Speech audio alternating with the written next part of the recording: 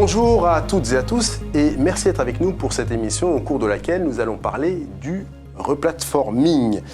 Pour les organisations aujourd'hui qui s'appuient sur les systèmes anciens, comme les mainframes, bien le replatforming est très important parce qu'il leur fournit la possibilité de devenir plus agile et également de s'appuyer sur des technologies bien plus récentes. Tout au long de cette émission, nous vous proposerons deux reportages. Un premier avec Philippe Van Belle, qui est le DSI d'AG Insurance, qui nous parlera notamment du contexte de cette transformation. Et puis, nous aurons également l'occasion de voir un reportage avec José Fortan, qui est Head of Mainframe Replatforming, toujours chez AG Insurance. Ce matin, je suis avec deux invités, deux Microfocus. Je suis avec Alain Rouault, Solution Consulting Director France Belux chez Microfocus. Alain, bonjour. Bonjour Thomas. Merci d'être avec nous ce matin. Et je suis également avec Philippe Léland, Sales Director France Belux chez Microfocus. Philippe, bonjour. Bonjour. Et je vous propose de commencer cette émission tout de suite avec un reportage sur AG Insurance, bien sûr, avec Philippe Van Belle, qui est DSI d'AG Insurance. AG Insurance is the largest insurance company in Belgium. This is from far the biggest and the most complex and the most risky also project we've ever had. But a bit of context first. We have core asset systems written in COBOL. We are fundamentally a Windows company, Windows servers company, but with one exception, the mainframe. The mainframe was outsourced at BNP Paribas Fortis, and we had to leave this environment for the end of 2022. We have four options. The first one is to rewrite everything. Rewrite everything is nonsense because it will last too long. The second option could be to move to packages, insurance packages. The third option could be simply to rehost this system. In the end, we will remain with a mainframe, which basically we did not want. And the fourth option was to go for replatforming, moving everything with Microfocus to Windows systems. We wanted to build a future-proof technology platform, more open, more scalable. Our COBOL applications gives us a competitive advantage today. We wanted to keep this, but with a much higher level of openness and integration. We wanted also a much lower TCO, total cost of ownership. The reason for Microfocus is rather simple. They have a long history in this area of activities. They had also a unique selling proposal to us, which was basically to have the lowest level of modification to be done in our application. The project was much more complex than we estimated at the beginning. So much more work basically on the project side. The other side is that we overestimated fundamentally the operational problems we would have. The crystallization of these 4 years project happened in one weekend. Basically, we moved the company from a mainframe on which it runs since 30 years to a totally new platform without experiencing any kind of discontinuity. The current benefits are a big reduction of our total cost of ownership with approximately 75%. Also a much more productive development environment, and we are autonomous in terms of the management of our platform. The biggest impact for the company on the longer term is that in combination with a new data platform project and the replatforming, we've been able to create a huge data backbone, which is a key foundation for a data-driven company. The other benefits we can also have is attractiveness towards younger generation. We have now a way to rebuild progressively our applications with COBOL or other technologies. We can now develop faster, which is extremely important in a DevOps context. So the experience in partnering with Microfocus has been very good. We have really acted as one team, all the actors, more than 400 persons. The one for all for one atmosphere we had in all this project. This is for me the most impressive. Nous sommes donc de retour sur le plateau après ce reportage et je me tourne vers vous, messieurs. On a vu vraiment beaucoup de choses. Alors, on pourrait uniquement sur ces quelques minutes, on pourrait même y passer un petit moment. Mais j'aimerais qu'on s'arrête, messieurs, sur quelques mots-clés. Il y a beaucoup de mots qui ont été utilisés. Il y a le fait que finalement, le projet s'est avéré moins complexe. Il y avait cette question de risque. qui a été mise en avant. Une première question que je voudrais vous poser là-dessus, elle est pour vous, Alain. Est-ce que finalement, cette page du mainframe, est-ce qu'elle a été dure à tourner pour ce groupe belge d'assurance? Je crois que, comme l'expliquait Philippe dans l'interview, le projet a été plus complexe que prévu, plus difficile, mais les opérations étaient beaucoup plus simples une fois lancées. Donc, je crois que l'histoire du mainframe, c'est pas une page, c'est une vraie encyclopédie. Donc, on a tourné beaucoup de pages, on a feuilleté plusieurs volumes. Je pense que, comme toujours, et j'y reviendrai certainement, pour moi, le change management, le changement pour les gens, c'est ce qui est le plus compliqué, et c'est ce qui a été compliqué au début. Après, quand tout le monde a adhéré au projet, je pense que c'est difficile, mais je pense que globalement, ils ont bien tourné toutes les pages de leur livre. Comment est-ce qu'on convainc un groupe comme ça, Alain, de franchir le seuil, de se transformer, alors que on sait que ces groupes-là, les assurances, les banques, sont complètement allergiques au risque. Et comment est-ce qu'on les rassure et comment est-ce qu'on fait en sorte qu'ils franchissent le pas? Alors, c'est difficile et vous avez complètement raison. On a rarement vu un client aussi attentionné sur la partie risque et la gestion de ce risque. Pour le convaincre, je crois qu'on l'aide, mais il doit se convaincre lui-même. C'est-à-dire qu'on lui montre le chemin, comment on va avancer vers cette transformation, on lui donne des références, on lui fait échanger avec d'autres clients, et lui, en parallèle, et c'était le cas d'AG Assurance, ils ont construit plusieurs plans. Ils ne peuvent pas partir sur un seul plan. Donc, ils ont construit plusieurs plans, nous étions le plan A, et on est resté le plan A jusqu'au bout. Mais sans plan B ou plan C, ils ne pouvaient pas y aller. Donc, mais c'était un travail de toute une entreprise. Nous, notre CEO est intervenu dans la phase avant-vente. On a été toute une équipe à convaincre tous les niveaux de la hiérarchie du client, parce que c'est un projet d'entreprise, donc c'est fondamental. Moi, une question justement sur cette question de projet d'entreprise. Philippe, on en reparlera un peu plus tard, mais sur un projet comme celui d'AG Insurance, c'est pas uniquement le DSI qu'il faut convaincre. Il faut convaincre la direction, il faut convaincre aussi les responsables du développement. On parlera un peu de DevOps plus tard. C'est vraiment ça le travail. C'est vraiment, au-delà de la technologie, c'est vraiment un travail de conviction qui doit être mené. Oui, à tous les niveaux. Ça commence, comme vous le disiez, avec la direction, avec le board. Mais je pense que c'est surtout aussi le fait que les gens viennent à comprendre que leur mainframe, ils ont besoin d'évoluer. Donc, si vous recherchez la même chose, restez sur votre mainframe. C'est ce qu'on va vous dire.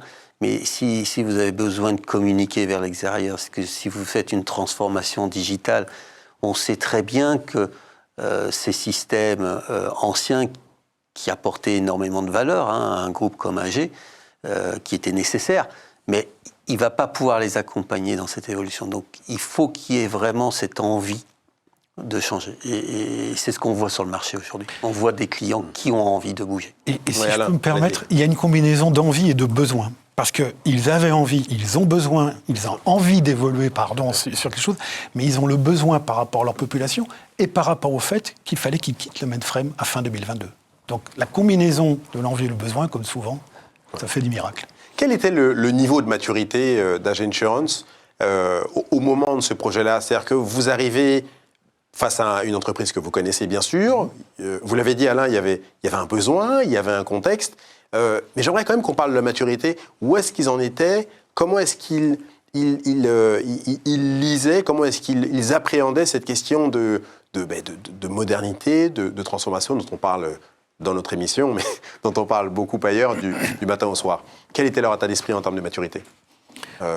Alain, Philippe. Moi, je pense que, et en rebouclant sur la question précédente, ils avaient surtout le besoin, la nécessité de migrer, de trouver une solution avant fin 2022.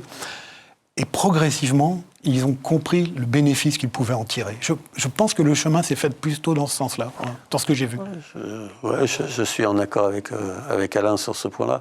Je crois que ça faisait plusieurs années qu'il le regardait. C'est pas arrivé comme ça. Oui, il le dit d'ailleurs. Ça fait 4 ans qu'il se posait la question. Voilà, mais il y a quand même 4 ans avant qu'il saute le pas. Donc ça reste quand même une réflexion qui est longue. Voilà. Donc il commence par demander des références parce que la vraie différence entre AG et peut-être les personnels de Micro Focus, c'est que pour eux, c'est la première fois.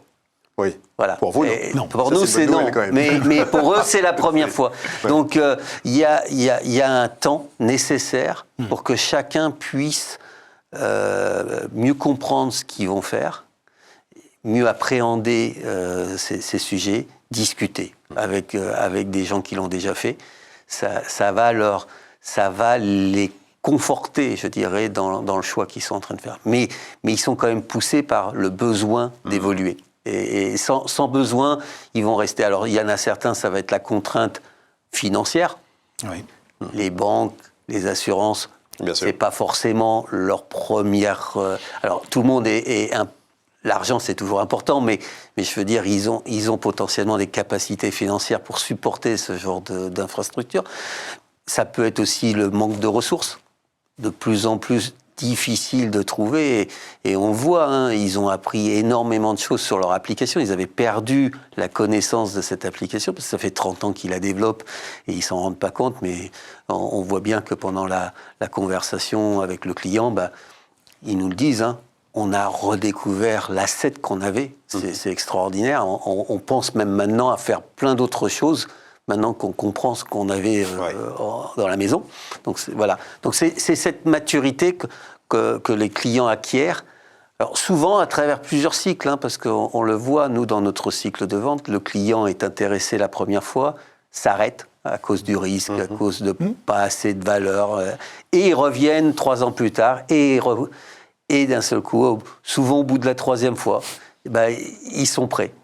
Tout le monde, tous les étages sont d'accord.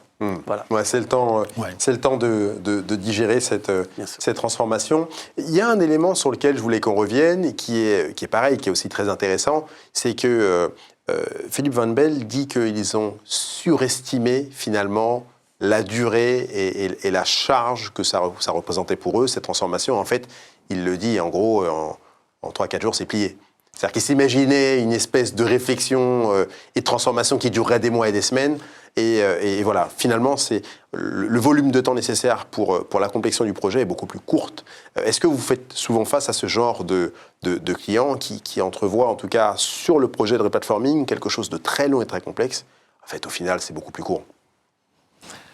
Je dirais que le projet en lui-même n'est pas beaucoup plus court. C'est vraiment la partie, et Philippe insiste là-dessus, c'est la partie mise en production, où il s'attendait à bagarrer, à batailler pendant des semaines. Et en fait, sur le week-end de Pâques, en 4 jours, c'est là où on a plié. Eux ont plié avec nous. Mais on était sur place avec eux, pour les aider, bien sûr. Et c'est ça qui les a le plus surpris. Mais c'est propre à eux, c'est parce qu'ils avaient déjà en gros une architecture et une infrastructure qui étaient prêtes pour ça, ou c'est propre à votre solution, qui a permis finalement de s'affranchir des limites que pouvait constituer un existant comme le mainframe, et qui a permis d'aller beaucoup plus vite? Je crois que c'est une combinaison de ce qu'apporte notre solution, qui est le plus proche des solutions que l'on trouve sur le marché par rapport à ce qui se fait sur le mainframe, et ça c'est très important pour les personnes qui vont opérer, et puis c'est le résultat du travail, du projet, du client et de l'intégrateur. Donc on arrive, mais sur tous les projets que l'on voit, on arrive à ce constat de nos clients, mais finalement c'est magique, quoi. Ça y est, on a basculé. Et ça c'est tellement agréable pour nous. Oui, pour eux encore plus. Eux, ils doivent beaucoup souffler aussi. Je pense aussi qu'ils réfléchissent, ils essayent de prévoir le scénario le plus catastrophique. Et ils prévoient ça, ils espèrent le meilleur, mais ils prévoient toujours la catastrophe. La catastrophe. Changer, ça reste des assureurs, c'est donc voilà. C'est leur boulot. C'est comme régulièrement, les gens techniques de l'infrastructure vont nous donner des challenges très spécifiques, très anecdotiques finalement par rapport à tout leur asset, parce qu'ils se disent ça, vous n'allez pas pouvoir faire ça. Donc il y a toute cette phase là où on prend des choses qui sont finalement c'est tout petit dans la problématique, mais ça les tient à cœur. Ils se disent comment on va faire ça, c'est tellement spécifique, il n'y a que le mainframe qui peut faire ça. Et en fait, je crois qu'il y a aussi cette maturité à comprendre qu'on ne va plus être sur le mainframe. Et donc, il ne faut plus penser je veux répliquer exactement la même chose que sur le mainframe. C'est pas ce qui est intéressant. Il faut maintenant peut-être regarder la cible, là où vous êtes, et peut-être que dans la cible, vous faites les choses différemment. Pourquoi reproduire exactement ce que vous faisiez dans le mainframe? Certainement pas dans les termes de développement. Vous allez peut-être vouloir commencer à travailler avec du Git, du Jenkins, des choses comme ça, du DevOps. Faire du DevOps. Vous n'allez pas bouger du mainframe et vous mettre sur des plateformes modernes et continuer de développer comme il y a 30 ans. Donc ça, je crois que c'est toute cette pédagogie qu'on essaye avec nos partenaires, avec des intégrateurs qui font ces projets. On va gentiment accompagner notre client dans la réflexion. Oui, parce que ce qui est intéressant, c'est qu'en fait, finalement, lorsqu'on s'affranchit à travers le replatforming des limites, à un moment, il y a des limites avec le mainframe, eh bien, on a tout un univers des possibles qui s'ouvre. Vous l'avez dit, Philippe, on a du mainframe, on a parlé d'agilité, on a beaucoup de choses qui sont possibles. Est-ce que, à la suite de ça, et vous avez déjà commencé à le dire, Philippe, vous proposez vraiment un accompagnement, c'est-à-dire que vous ne laissez pas le client comme ça tout seul en se posant des questions, c'est-à-dire que vous allez l'aiguiller finalement sur les différentes pistes qu'il peut exploiter. Le DevOps en est une puissante, on a une capacité à réagir très vite, avec je ne vais pas la réexpliquer ici, on l'a déjà fait notamment par votre entremise, Philippe, dans différentes émissions, à quel point le DevOps permettait d'aller vite, de proposer des choses très rapidement en termes de produits et time to market. Comment est-ce que vous accompagnez finalement l'entreprise vers ce nouveau monde de possibles, vers ce champ des possibles offert par une architecture et une infrastructure beaucoup plus moderne? Philippe et puis Alain, bien sûr, si vous voulez compléter, vous avez le droit. Je pense que c'est pareil, on essaye d'ouvrir les perspectives quand on dialogue avec le client, on leur montre ce que les autres clients ont fait, parce que c'est la meilleure, je dirais, vitrine, c'est de discuter avec d'autres clients et où est-ce qu'ils en sont maintenant depuis qu'ils ont fait leur replatforming. On a des clients qui ont replatformé depuis 5 ans, 10 ans, et donc ils ont fait évoluer. Le replatforming n'est pas la fin de la modernisation, c'est vraiment le début de la trajectoire de modernisation. Et quand on commence à regarder les possibilités, c'est là où les gens deviennent très créatifs. Ils se disent « Ah ouais, on va pouvoir faire ça aussi », effectivement. Maintenant que vous avez enlevé cette barrière, vous allez pouvoir finalement continuer de moderniser vos applications et potentiellement, comme on parlait là, du TCO, toutes les économies que vous avez faites, finalement, vous allez pouvoir les réinjecter dans la modernisation et la trajectoire que vous voulez donner à votre entreprise. Alain, si vous voulez juste en complément, pour reprendre la question vraiment au premier niveau, nous, on ne conçoit pas un projet si on n'accompagne pas nos clients. Et d'ailleurs, on leur dit, on ne fait pas le projet si on n'est pas présent avec vous.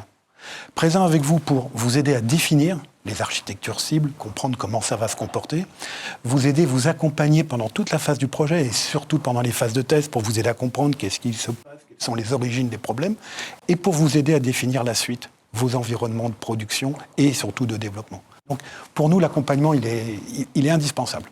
Et tous nos clients en sont vraiment en sont persuadés. J'aimerais qu'on dise un dernier mot, et j'ai une dernière question, pour comprendre ce que ça signifie en termes d'organisation. C'est-à-dire qu'aujourd'hui, des entreprises qui utilisent beaucoup de mainframe, elles ont encore des développeurs COBOL, ainsi de suite. D'ailleurs, ils n'ont pas disparu, ils sont encore là pour un petit moment, mais ça signifie qu'on doit apprendre de nouvelles choses, qu'on doit s'ouvrir à d'autres univers. Le DevOps en est un, les API, les microservices en ont encore d'autres. Qu'est-ce que ça induit comme changement pour une entreprise de basculer, pas du jour au lendemain, d'ailleurs ça se fait pas du jour au lendemain, mais de basculer vers un monde d'IT ancien avec une typologie d'équipe et de basculer vers un monde IT nouveau avec une autre typologie d'équipe. Philippe, Alain. Ouais, alors là-dessus, je crois que c'est peut-être l'endroit où l'approche microfocus, en tout cas la technologie microfocus, accompagne le client le plus. Pourquoi ? Parce que malgré qu'on change drastiquement l'infrastructure et qu'on la modernise, on va garder, je dirais, les concepts mainframe dans un premier temps, le COBOL, ne serait-ce que... Donc les développeurs vont pouvoir continuer à travailler dans un environnement qu'ils connaissent, tout en s'appuyant sur les nouvelles technologies. Donc on n'a pas une rupture brutale. Donc, si vous aviez passé et que d'un seul coup vous passiez du COBOL et vous aviez que du Java, vos développeurs qui étaient COBOL, qui avaient la maîtrise de l'application, ils n'ont plus la maîtrise de l'application dans le Java. Parce que la formation, on a beau dire qu'on va pouvoir former un développeur COBOL en Java, l'expérience, tout ça ne vient pas du jour au lendemain. Puis la formation n'est pas instantanée non plus, il faut du temps pour ça, bien sûr. Donc le fait de pouvoir faire cette transition en douceur, c'est l'une des propositions de valeur qu'apportent nos technologies. C'est vraiment de permettre ça, tout en changeant l'infrastructure en dessous. Donc vous le faites en plusieurs étapes et vous allez faire évoluer les gens et les faire transiter vers ces nouvelles technologies. Alain, un mot sur... Juste pour illustrer un petit complément par rapport à nos solutions, on va effectivement continuer à parler COBOL, mais s'ils le souhaitent, on va continuer à parler JCL, on va continuer à parler CICS, on va continuer à parler IMS, on va continuer à parler VESAM. Pour ceux qui sont familiers du monde mainframe, c'est important. On peut les aider après à s'en passer et à aller au-delà, mais à minima, on reprend tout cet existant avec ce fonctionnement en type sous-système IBM, avec le même vocabulaire. Et c'est fondamental pour des gens qui travaillent depuis des décennies dans un environnement. Si vous leur changez tout, y compris le vocabulaire, c'est très difficile. Ouais. Ça peut être brutal. Par contre, on y reviendra peut-être sur l'environnement développement, par contre, on va permettre à d'autres personnes de développer en COBOL parce qu'on va leur offrir des environnements de développement modernes. Donc c'est vraiment quelque chose qui est graduel. Alain, vous m'offrez une transition idéale pour la suite du programme. On va regarder maintenant un reportage de José Fortan, qui lui va répondre à des questions un peu plus précises, un peu plus techniques sur la transformation du mainframe qu'il a opéré, le replatforming, très précisément, du mainframe qu'il a opéré pour AG Insurance. Et je vous retrouve juste après ce reportage. À tout de suite. The replatforming program was quite huge in terms of execution. The first challenge was to have as less impact as possible on the business activities. It was very important to continue the delivery of projects, especially before the freeze period. Due to the risk associated, we were not 100% sure it will be a success. However, with the excellent test coverage approach we have taken, and all the preparation we have done for the cutover, we were quite sure that we would be able to manage the incidents or even the crisis that could be associated with the cutover. Actually, the cutover was a complete success. We have experienced a great stability on Micro Focus Enterprise server. On the new platform, we are able to execute in parallel, online and batches, which is great. The new platform allows us to gather more easily the data, the operational data. So we are much faster to diagnose some issues at the level of batches or transactions. In addition, we see a number of opportunities to improve and deliver a better service to our users. The COBOL developers have a brand new environment. This change for the developers was quite difficult in the beginning, but what we see now is improvements in productivity and in efficiency. On the infrastructure side, the challenge was to rebuild an engineering team as we were outsourcing the mainframe. How have we done that? We have involved the AG Insurance people to operate and solve the defects for the program. It's very important that each person in the company is transforming himself as a supporter of the program. At the end of the story, it's the people that make the difference. The solutions, for sure, are key, but it's the collaboration between all the people from the supplier and from the company, being able to work with so many people with the same goal and make of it a success was wonderful. That kind of program is really a human adventure. Alors là, on a vu la deuxième partie qui est, je le disais, juste avant le début de ce reportage, où on était un peu plus concentré sur la partie technique et également sur la question des gens. On avait commencé à en parler un tout petit peu plus tôt et on va en reparler. Alors, pendant que le programme était diffusé, Philippe, vous disiez quelque chose d'intéressant en rebondissant sur ce que disait José Fortan. Un programme réussi, c'est dans le projet, et je recite le chiffre que vous avez donné, les tests, c'est 45% du projet. Ça paraît beaucoup, en fait. Mais ça ne l'est pas autant que ça. Enfin, c'est pas aussi énorme que ça, en fait. Non, disons que les exigences sont relativement simples à décrire. C'est-à-dire, vous voyez, la boîte noire que j'ai ici avec les 3 lettres IBM, là, je veux la même chose sur cette nouvelle plateforme et je veux qu'elle fasse exactement la même chose. Et vous leur demandez comment on fait pour tester, et il n'y a personne qui sait tester cette application. Donc la vraie difficulté, c'est de recréer tout un contexte de test pour pouvoir valider que ce qu'on a replatformé fonctionne de la même façon. Donc on comprend bien que la criticité de est-ce que je vais pouvoir faire la même chose. Ça fait 30 ans que cette application existe, il y a des procédures, il n'y a personne qui peut vous dire ce que fait cette procédure, mais vous devez la remettre sur l'autre système et qu'elle fasse exactement la même chose. Donc voilà, classiquement, ouais. C'est le point névralgique du projet. Quels sont, Alain, les défis principaux lorsqu'on a un projet de replatforming? Alors là, on a un exemple, je le disais, celui d'AG Insurance, qui vaut en partie, parce que toutes les banques et les assurances ne sont pas montées pareil. Il y a des infrastructures différentes, on a des architectures différentes. Si on essayait d'élargir un tout petit peu, quels sont les défis principaux que rencontrent les entreprises à l'heure du replatforming?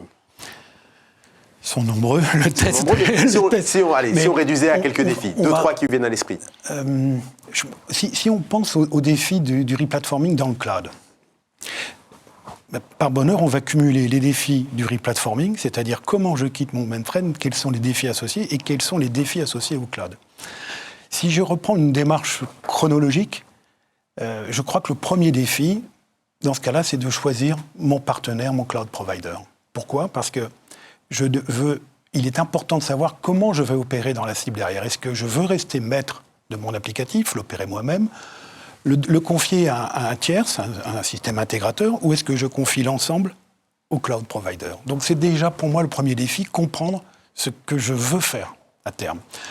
Le deuxième défi, il est technique, mais c'est de bien maîtriser le périmètre de ce que je vais migrer, comprendre. Parce que, comme le dit Philippe, il n'y a pas forcément une compréhension précise de mes assets, mon portefeuille applicatif, qu'est-ce qu'il y a dedans, quels sont les composants qui interagissent. Donc ça, on aide beaucoup nos clients sur cet aspect-là, non seulement pour qu'ils comprennent leur patrimoine, mais aussi comment ce patrimoine va se comporter dans la cible. Et là, on est capable de donner des analyses prédictives à nos clients. Ça, c'est fondamental. Ensuite, on est dans un projet classique. Le défi suivant, c'est le défi de l'architecture. Quelle architecture je veux à terme pour demain matin, quand j'aurai migré, mais pour après, dans 1 an, 2 ans. C'est quoi l'architecture? Et ça, c'est un effort, comme toujours dans ces projets, mais initial. Et puis le défi du test, je ne vais pas y revenir, mais c'est très important. C'est quelle stratégie de test je vais employer, quelle méthode, quels intervenants. Je le fais en interne, je demande à une autre société de le faire, y compris pour les tests de performance. On voit des choses très curieuses des fois. Mais bon, donc un défi important sur les tests. Je crois que derrière, il y a le dernier défi, c'est de préparer son plan de bascule. Ça, c'est fondamental. Mais là, je n'ai parlé que des défis techniques. Pour moi, ce n'est pas le défi principal. La technique, on arrivera toujours à trouver des solutions, parce que ce sont entre les équipes du client, de l'intégrateur, les nôtres, du cloud provider, on trouvera une solution. Le défi le plus important, c'est la gestion du changement pour les personnes. On le disait tout à l'heure, ils ont passé des décennies dans un environnement à fonctionner d'une certaine façon qui était tout à fait adapté à ce qu'ils avaient à faire et à ce qu'ils voulaient faire. Et puis là, on leur propose une nouvelle architecture, du nouveau vocabulaire, des nouveaux fournisseurs, des nouveaux... C'est compliqué. Et vous avez, comme partout, des personnes qui vont être très motivées pour ce changement, d'autres qui vont qui vont, consciemment ou non, vont avoir tendance à freiner le projet. Donc c'est très important. Donc voilà. Donc je pense que c'est le défi humain, pour moi, est toujours le plus important. Il faut une grosse volonté. Il faut une grosse volonté de la direction pour soutenir le changement. Parce que tout changement... on sait qu'il il faut de l'énergie pour la mettre en mouvement. Et le moindre problème qui apparaît au démarrage ou pendant le projet, il faut une vraie conviction et un appui de la direction pour permettre à ces projets de se finaliser. Je crois que chez AG, c'était très très clair. Toute la direction était derrière et ils le disent bien. Ils disent que c'était l'un des premiers projets où le technique, le métier, tous les corps au sein d'AG Insurance étaient derrière ce projet. Donc on avait vraiment une direction qui était mobilisée. L'un des mots-clés qui est utilisé par José Fortan, c'est aussi l'équilibre entre les équipes. Et là, je fais suite à ce que vous disiez à l'instant, c'est qu'on a une question technologique, mais on a toujours des gens derrière. Ouais. Comment est-ce qu'on maintient cet équilibre lorsqu'on mène une telle transformation entre, d'une part, ceux qui vont continuer à utiliser les systèmes anciens, qui représentent encore une partie du business d'entreprise, sonnante et trébuchante, je puis dire, et puis toute cette nouvelle partie, toute cette nouvelle force qui vont s'agglomérer et pour donner plus de visibilité sur ce que va développer l'entreprise. On ne peut pas faire évoluer l'un sans l'autre. Comment est-ce qu'on parvient à maintenir cet équilibre ? Encore une fois, je m'éloigne un tout petit peu du cas d'AG Insurance, qui, eux, ont réussi plus ou moins à créer cette alchimie. Mais comment est-ce qu'on la maintient ? Quels conseils vous donneriez à ceux qui sont confrontés à ce type de problématique et qui tentent justement au quotidien de faire en sorte que le business continue sans créer de frustration d'une part, ni d'autre d'ailleurs. Je pense, en paraphrasant ce que tu viens de dire, je pense que la clé chez le client, c'est sous-entendre ce qu'on vient de dire, c'est un projet d'entreprise.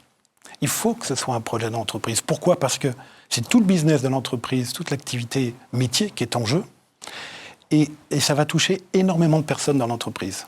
Donc pour donner cette impulsion, pour insuffler cet esprit d'aller vers la solution, être certain que les équipes sont alignées sur les objectifs, sur les moyens, s'il n'y a pas la tête de l'entreprise qui donne le là et qui communique en interne comme en externe dessus, pour moi c'est un facteur clé de succès. Derrière, les personnes, j'ai bien compris la question, qui maintiennent l'existant et ceux qui sont sur la solution de demain, seront dans le même projet. Et s'ils sont dans le même projet, ils auront le même succès à la fin. Oui, ce ne sont pas deux projets différents, en fait. Non, il ne faut pas les concevoir comme deux projets différents. C'est un projet et un projet d'entreprise. Et il faut prévoir les évolutions pour ces personnes. Et ce ne sont pas que des formations. Nous, on fait beaucoup d'accompagnement pour eux. On fait des ateliers avec eux. Et dans ce cas-là, vous allez travailler comme ça, vous allez développer comme ça, vous allez compiler, débugger, vous allez intégrer vos outils de CI/CD comme ci. Parce que dans les équipes, ils ont des gens qui sont déjà formés à ça. Mais il faut faire très attention aux autres. Et dans un seul projet d'entreprise, on peut le faire. Et ils le font. Ouais, je pense aussi que c'est important de le voir pour les gens qui tenaient en fait tout le patrimoine, je dirais, critique de la société. Ils voient apparaître et émerger toutes ces nouvelles technologies. Donc, de plus en plus, les gens qui s'occupent des clouds chez ces entreprises ont cet attrait du board. Parce qu'en fait, c'est là où vous faites votre business, c'est dans le cloud. L'avantage, là, ici, c'est qu'on permet à ces gens qui étaient au sein de ces applications critiques de transiter aussi, puisqu'on amène les technologies mainframe dans ces technologies-là. Donc, je pense qu'ils commencent à concevoir que finalement, être en silo comme ils étaient avant et tout seuls dans leur coin, ça marchait, oui. Ça marchait. Mais maintenant, ils voient bien que le cloud prenne le dessus, donc il faut qu'ils rejoignent l'autre côté de la rive aussi. Et je pense que maintenant, ils ont compris ça. Et on a de moins en moins de résistance de ces personnes qui gardaient l'existant et qui voulaient vraiment s'arc-bouter à garder ça comme c'était avant. Oui, le monde du cloud, c'est le monde de la coopération. Ça pousse et ils n'ont pas le choix, ils doivent y aller. Ils n'ont plus le choix, ouais. L'une des choses que dit également José Fortan, il parle de gains, et c'est intéressant parce qu'il parle de toutes les possibilités qui sont offertes vis-à-vis de la data. Comment est-ce qu'on gère techniquement ce moment où on passe d'un univers suffisamment, vous Vous l'avez dit vous-même, en partie, on a un univers qui est relativement fermé avec le mainframe, qui permet de faire du business, mais qui ne propose pas l'ouverture des technologies d'aujourd'hui. Comment est-ce qu'on passe de cet univers-là à cet univers où on a accès à beaucoup de choses, où on a accès à une manipulation de données intéressantes, on gère le cycle de vie de la donnée de manière différente, on peut s'appuyer sur la donnée pour développer d'autres choses, DevOps, encore une fois. Comment est-ce qu'on gère tout ce gain de données? Comment est-ce qu'on permet à l'entreprise d'en tirer le maximum? Alain et puis Philippe.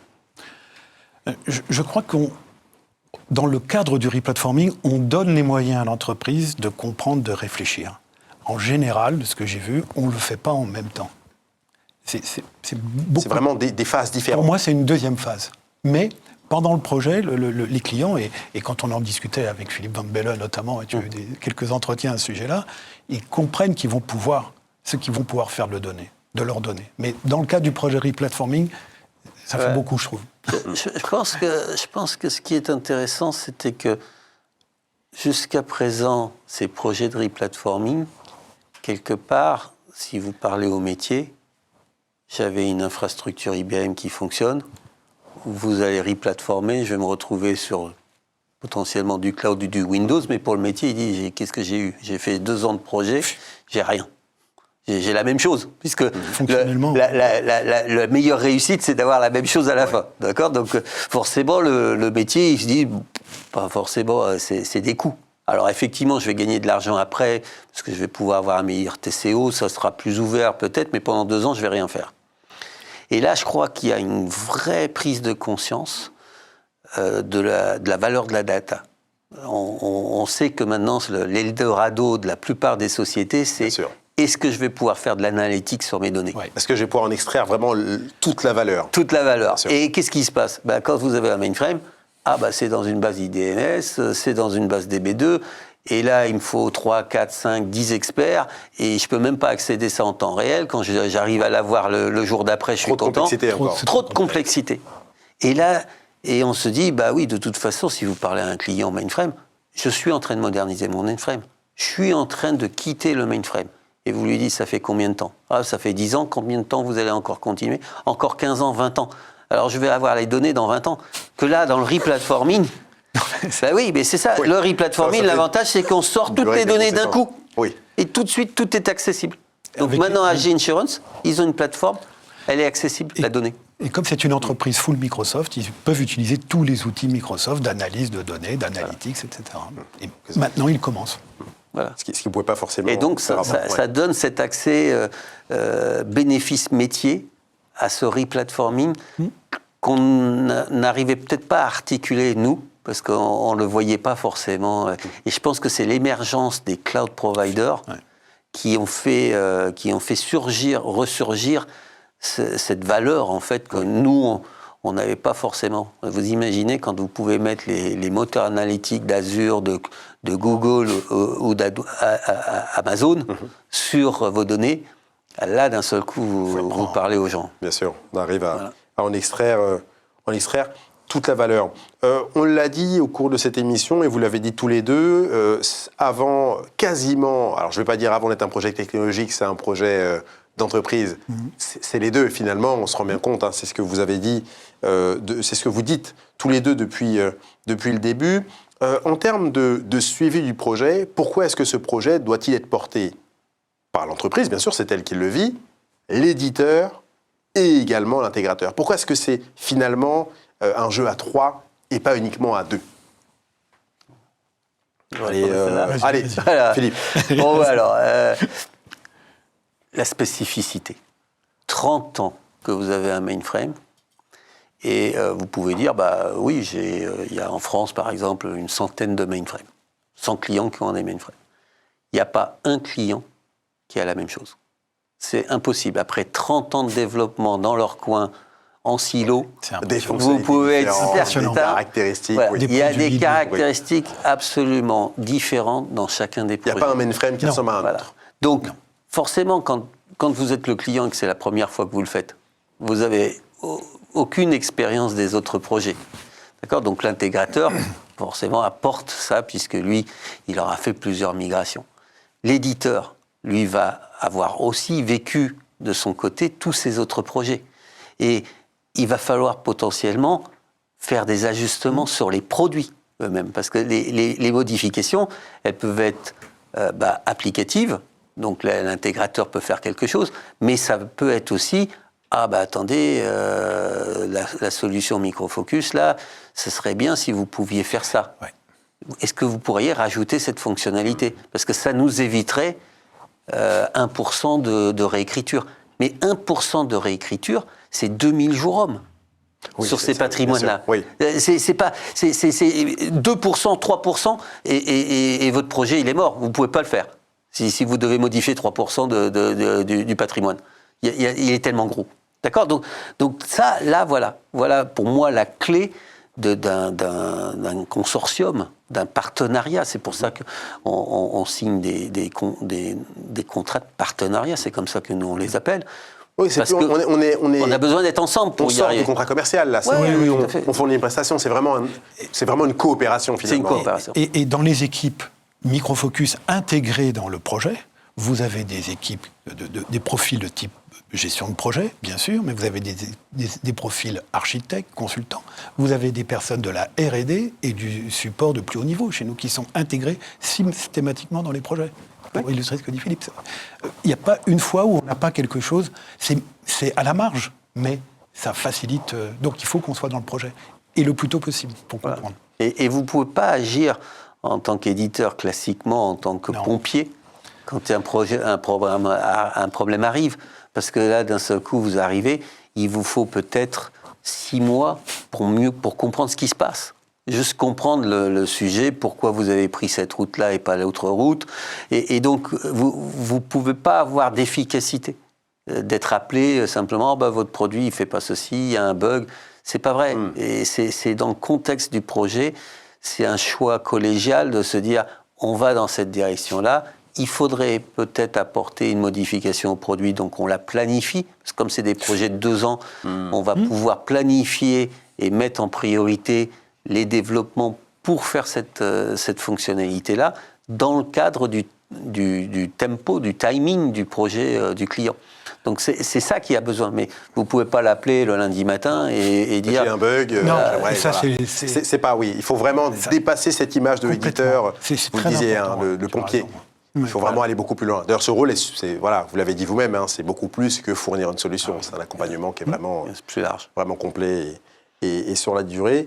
On arrive quasiment à la fin de notre émission et j'aimerais qu'on parle d'un élément qui a été évoqué par Alain plus tôt et c'était en fait l'environnement de développement. C'est vrai que les entreprises ne pensent pas forcément à ça dès le début. Pourquoi cet environnement? Il faut très tôt dans le projet commencer à se pencher sur cette question. Oui, vous avez raison, c'est quelque chose de très important, je dirais pour 2 raisons principales. D'abord, sur les projets de replatforming qu'on fait, ce sont des centaines, voire plus, de développeurs qui sont impliqués. Donc, vous avez une population de centaines de développeurs.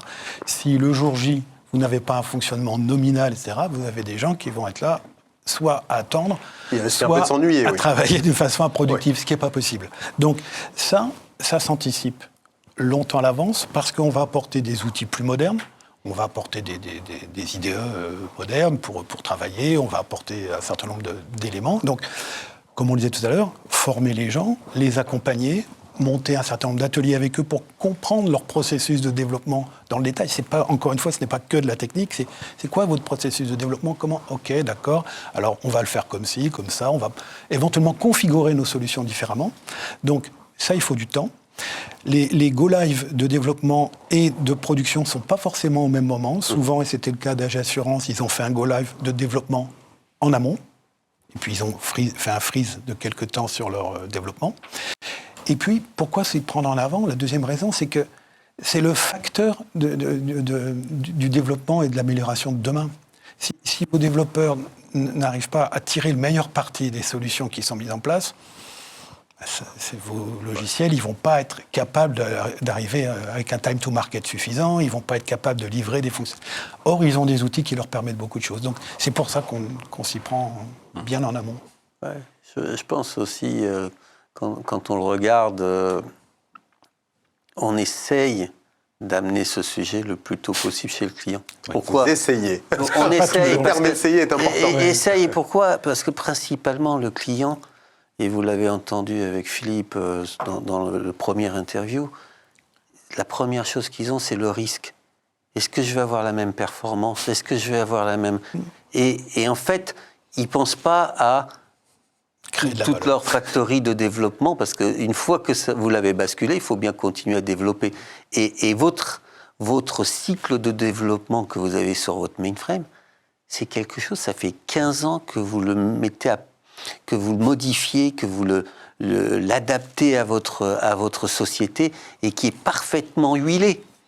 Et vous êtes tellement concentré à vous dire est-ce que je vais avoir la même performance, est-ce que ça va fonctionner, est-ce que ça va faire la même application, que le développement il passe un peu au deuxième degré, au deuxième plan, parce que finalement ils se disent ça va marcher, mais en fait c'est une partie qui est très intéressante. C'est là où vous allez avoir le DevOps, l'amélioration en productivité, l'agilité, et c'est souvent amené trop tard.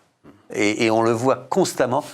Je pense que chez AG, c'était quelque chose qu'on avait vraiment pu mettre en avant au démarrage, plus au début, et donc plus de maturité au moment de la mise en prod. Mais c'est vrai qu'ils sont tellement persuadés que le plus difficile, ça va être la performance et que ça fonctionne, que le développement passe derrière. Et pour le client, c'est souvent pris comme un projet à part.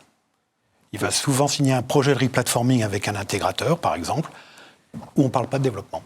Voilà. C'est fréquent. Chez nous, on dit, mais... Non, mettez-le beaucoup plus tôt. Mettez-le beaucoup plus tôt, c'est vraiment important. Ouais. Bon, ben, ce sera, messieurs, le mot de la fin. Et vous qui nous regardez, vous avez compris, si vous êtes sur un projet de replatforming, le développement, ça se pense dès le début, et on ne le fait pas à la fin comme ça, sur un coin de table. Merci beaucoup, messieurs, pour ces éléments très, très, très enrichissants. J'espère que, comme moi, vous avez appris énormément de choses et que vous allez surtout en ressortir avec plein de clés et plein d'éléments à appliquer au quotidien sur vos propres projets. Je vous souhaite une excellente journée et je vous dis à bientôt pour une prochaine émission.